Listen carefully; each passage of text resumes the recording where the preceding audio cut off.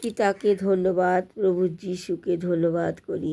যেই বাক্য পড়তে চলেছি সেই বাক্য নিয়ে যেন সকলের মঙ্গল হয়, সবাই যেন বাক্যের ভেদ বুঝতে পারে আর আমিও বোঝাতে পারি। তা আজকে লুকের পড়ছি, লুক থেকে 7:36 পদ 37-38 পদ অবধি পড়ছি। অনুতাপ্তি স্ত্রীর প্রতি যিশুর দয়া। আর ফরিসীদের মধ্যে একজন তাহাকে আপনার সঙ্গে ভোজন করিতে নিমন্ত্রণ করিল। তাহাতে তিনি সেই ফরিসীর বাটিতে প্রবেশ করিয়া ভোজনে বসিল।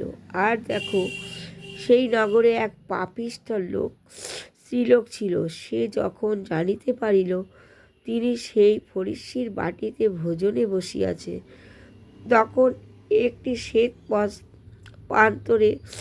প্রস্তরের পাত্রে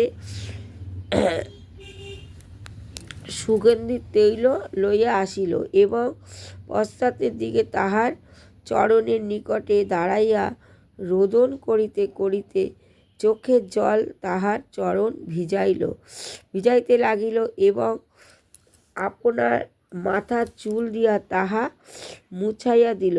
আর তাহার চরণ চুম্বন করিতে করিতে সে সুগন্ধি তৈল মাখাইতে লাগিল।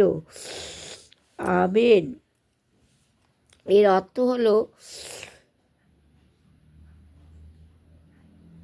ফরিসী দেশের এক রাজা তাকে নেমন্তন্ন করেছিল তার বাড়িতে খাওয়ার জন্য যিশুকে।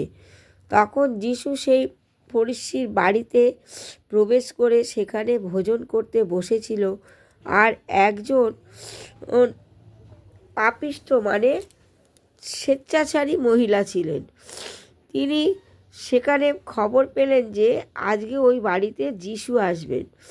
তখন তিনি সেই বাড়িতে প্রবেশ করে একটা শ্বেত পাথরের বাটিতে করে সুগন্ধির তেল নিয়ে তার পেছনের দিকে বসে পায়ে চোখের জল ফেলছে, মানে কাঁদছে, আর তার মাথার চুল দিয়ে সেই পা মুছিয়ে দিয়ে তৈল মাখিয়ে দিচ্ছে। বুঝলে বন্ধুরা, এটার অর্থ এই।